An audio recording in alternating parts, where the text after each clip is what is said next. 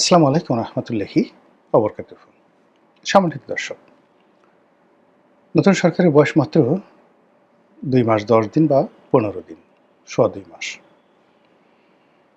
আর প্রথম সংসদ সদস্য, প্রথম মন্ত্রী এবং প্রধানমন্ত্রী যারা এই ক্ষমতা গ্রহণ করেছেন, তাদেরকে এই মুহূর্তে বাংলাদেশে যে বিষয়গুলো করা দরকার অগ্রাধিকার ভিত্তিতে, সেই বিষয়গুলো তারা সম্ভবত করছেন না।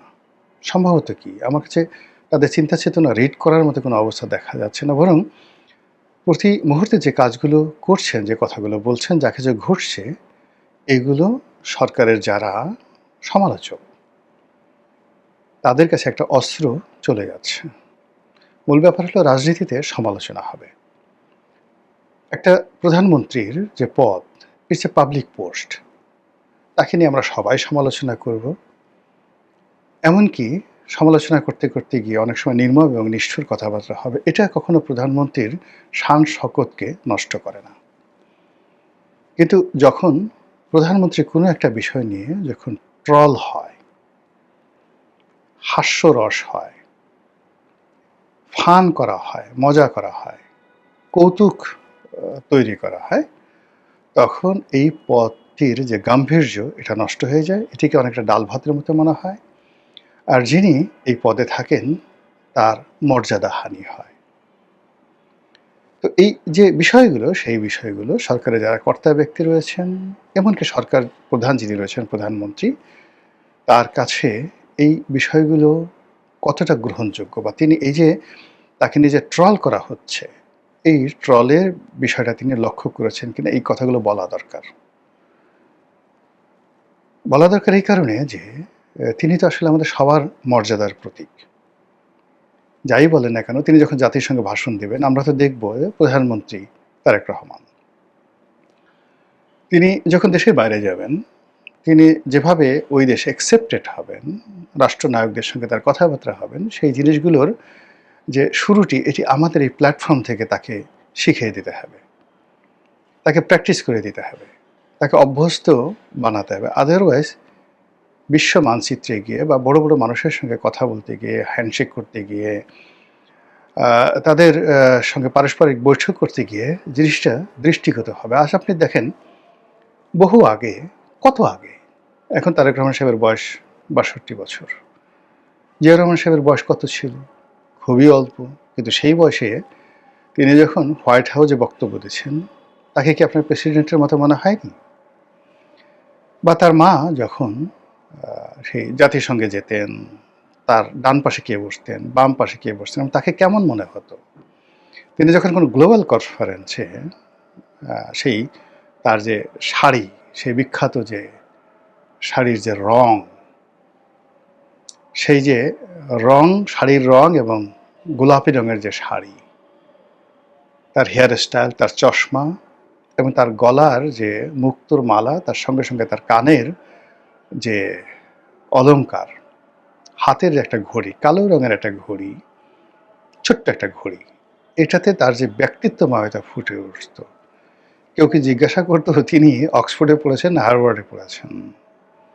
ওই ভাবমূর্তি দেখে মনে হতো সে ইজ লিডার।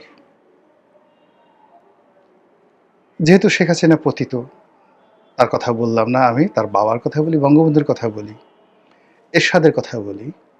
বিশ্ব মানচিত্রে যখন এরশাদ যেতেন, তার হেয়ার স্টাইল, তার ইংরেজি, তার কথা বলা, তার চশমা, এভরিথিং, তিনি যখন কোটটাই পরতেন, তিনি যখন অন্য পোশাক পরতেন, মানে প্রত্যেকটা জিনিসই অনুকরণীয় ছিল। সেম বঙ্গবন্ধু তো আনবিলিভেবল। বঙ্গবন্ধুর সামনে যারাই বসেছে, সেটা সৌদি আরবের বাদশাহ বলেন, ফিদেল ক্যাস্ট্রো বলেন, আনোয়ার সাদাত বলেন, তিনি জোট নিরপেক্ষ যে আলজিয়ার্সে বৈঠক হলো 1973-তে, তিনি যে সেখানে গেলেন, অথবা তিনি যে ইসলামাবাদে গেলেন ওআইসি সম্মেলনে, তার ছবিগুলো দেখেন।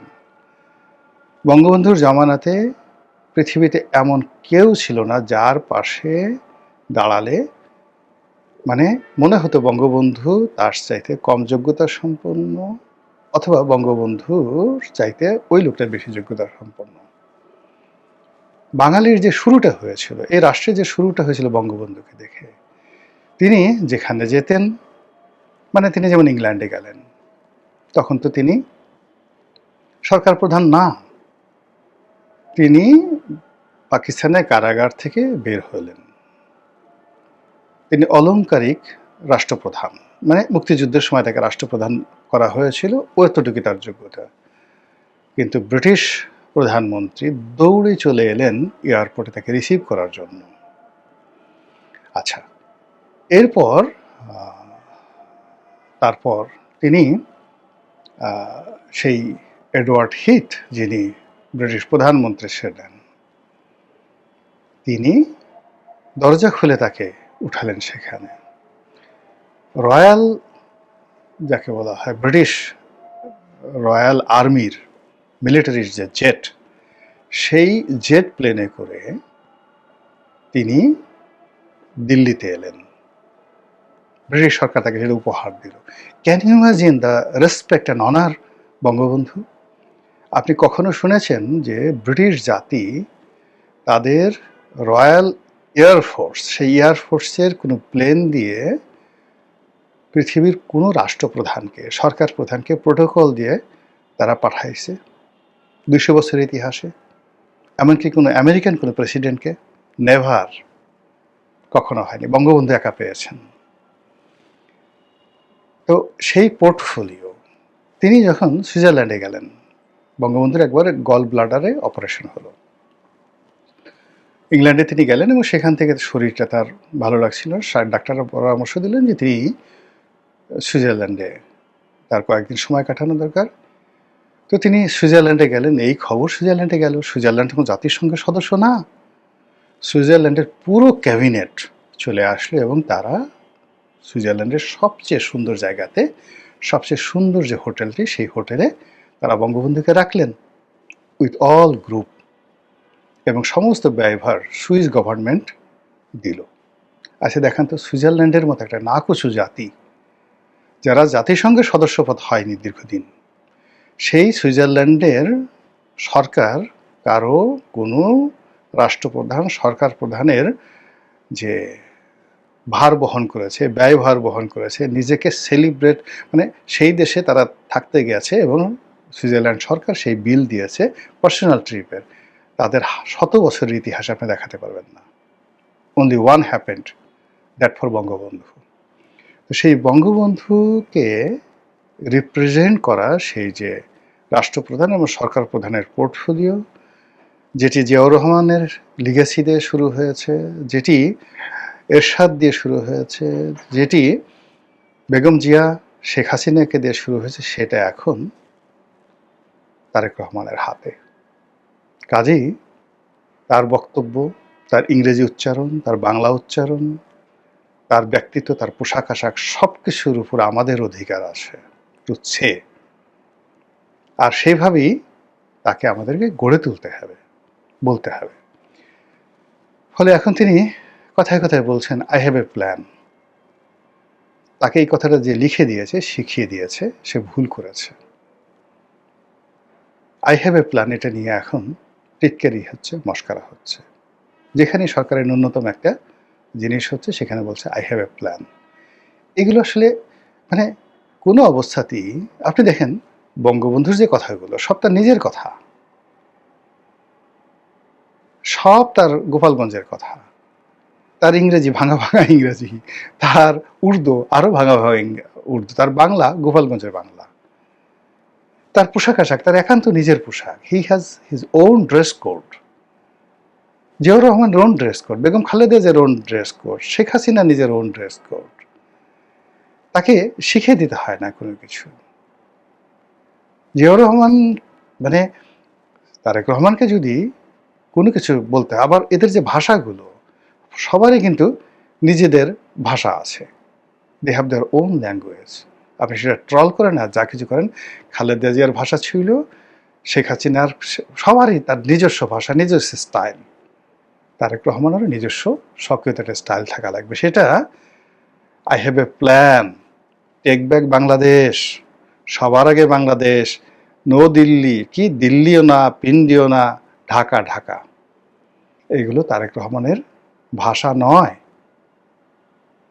তারেক রহমানকে তার নিজের মতো বাড়তে দেন না, তাকে তার নিজের মতো কথা বলতে দেন, সে নিজে যেটা বুঝে ওটাই বলতে দেন। এই যে এই কথাগুলো মানে উনি বলছেন বা ওনাকে যে দ্বারা বলাচ্ছে, এটা প্রায় সবগুলো কথা এখন ট্রল হচ্ছে। টেক ব্যাক বাংলাদেশ, দিল্লি না ঢাকা, নো দিল্লি, নো পিন্ডি, কি নো দিল্লি, দিল্লি না পিন্ডি না ঢাকা, ঢাকা, ঢাকা। আচ্ছা গেল। এরপরে আই হ্যাভ এ প্ল্যান।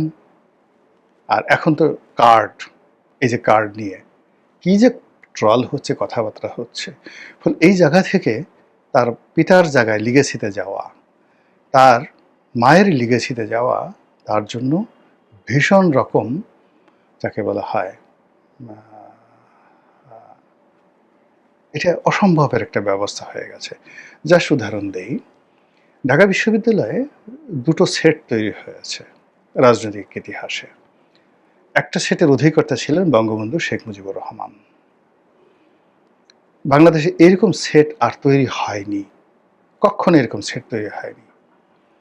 তো এই সেটটি যেমন আসম আব্দুর রব, জাতীয় চার নেতা আব্দুর রাজ্জাক, শাহজাহান সিরাজ, তোফায়েল আহমেদ, সিরাজুল আলম খান সহ এই সেটগুলো, এরা সবাই মেধাবী, ভালো বংশের, অর্থবিত্ত। সে তুলনায় বঙ্গবন্ধু তাদের নেতা ছাড় কিছুটা, কিন্তু আপন নেতৃত্ব গুণে বঙ্গবন্ধু এমন একটা জায়গায় পৌঁছে গিয়েছিলেন যে এই যে বিশ্ববিদ্যালয়ের যারা নেতৃত্ব দিয়ে বঙ্গবন্ধুকে বসিয়েছে তারা সবাই বঙ্গবন্ধুর পায়ের কাছে বসতে স্বাচ্ছন্দ্য বোধ করতেন। কাদের সিদ্দিকী, এই যে তার যে অস্ত্র, 10 থেকে 12,000 অস্ত্র, তিনি বঙ্গবন্ধুর পায়ের কাছে রাখতে স্বাচ্ছন্দ্য বোধ করছেন, গর্ব করছেন। এটা হলো নেতৃত্ব, নেতা হতে হবে। এই নেতাকে ভুং ভাং ইংরেজি বলতে হবে, এই নেতাকে ভুল ভাল ইংরেজি বলতে হবে, এই নেতাকে ধার করা কথা বলতে হবে। Not like that. নেতা বললে হবে আমার কম্বলটা গেল কই, চাটার দলরা সব চাইটা খেয়ে ফেলছে, এতেই হয়, আর কিছু লাগে না, এতেই হয়। তাকে আই হ্যাভ এ ড্রিম বলতে হয় না, আই হ্যাভ এ প্ল্যান বলতে হয় না। এটা হলো নেতা। জিয়াউর রহমান তো ভাষণই দিতে পারতেন না, কোনো ভাষণই দিতে পারতেন না। তার ভাষণগুলো এখন আপনার কাছে মনে হবে হাস্যকর, কিন্তু তার কর্ম তাকে মহিমান্বিত করে ফেলেছে, তার স্পিড তাকে মহিমান্বিত করে ফেলেছে। বেগম খালেদা জিয়া তো ভাষণ দিতে পারতেন না, শেখ হাসিনা ভাষণ দিতে পারতেন না। শেখ হাসিনা তো মানে কি বলবো, কোনো ভাষণ, শেখ হাসিনা, খালেদা জিয়া, তার দলের মধ্যে যে সমস্ত লোক চমৎকার ভাষণ দিতেন, বি চৌধুরীর ভাষণ আর খালেদা জিয়ার ভাষণ কি এক? কিন্তু মানুষ কি করতো? খালেদা জিয়ার ভাষণই শুনতো, তিনি তার নিজের কথা বলতেন। শেখ হাসিনার ভাষণ মানে তার দলের মধ্যে যে সমস্ত লোক ভাষণ দিতে পারতেন, সেটা শেখ হাসিনা কোনো ভাষণই না, কিন্তু মানুষ তো শেখ হাসিনার ভাষণ শুনতো। এর কারণ হলো তিনি একই কথা, একই জিনিস নিজের কথাই বলতেন। এই হলো রাজনীতি। ফলে এখানে আসলে শেখানো ভাষা দিয়ে রাজনীতি হয় না। এটা জনাব তারেক রহমান সাহেবকে বুঝতে হবে। তাকে গান বানায় দিচ্ছে সবাই, 12টা বাজায় দিচ্ছে। তাকে কেন ঢাকা বিশ্ববিদ্যালয়ে যেতে হবে? তাকে কেন খাল কাটার জন্য সেই যশোরের ওই যে তার যে বাবার যে গাল কি একটা প্রকল্প যেটা নিয়ে পিএইচডি করেছিল মহিউদ্দিন খান আলমকে, সেই খালের কাছে যেতে হবে? তাকে কেন সিলেটে গিয়ে দুলাভাই শব্দ শুনতে হবে? তাকে কেন নানার বাড়িতে যেতে হবে? এই জিনিসগুলো who has given him the advice? তাকে এই বুদ্ধিগুলো কে দিয়েছে, এই পরামর্শগুলো কে দিয়েছে? এগুলো তো গাং হয়ে গেছে, খাল না, পুরো গাং হয়ে গেছে। এখান থেকে কিভাবে তিনি যে তার যে আপন ভাবমূর্তিতে তিনি ফিরে আসবেন, তাকে কে বুদ্ধি দিয়েছে প্রধানমন্ত্রীর কার্যালয়ে মানে খাবার 150 টাকার খাবার খাইতে হবে? কে বুদ্ধি দিয়েছে ডিম দিয়ে আলু ভর্তা দিয়ে 150 টাকা দিয়ে সে সম্পাদকরে খাওয়াবে, বড় বড় রাজনীতিবিদরে খাওয়াবে, খাওয়াই আবার ছবি তুলবে? এই বুদ্ধি তাকে কে দিয়েছে? আচ্ছা, সে কি আওরঙ্গজেবের চাইতেও মহান ব্যক্তি, যে কিনা নিজের পেটের খাবার তিনি রাজকোষ থেকে একটা পয়সা নিতেন না, সিংহাসনে বসে তিনি বসে বসে এই রাজ্য চালাতেন। পৃথিবীর সবচেয়ে বড় ট্রেজারি ছিল তার।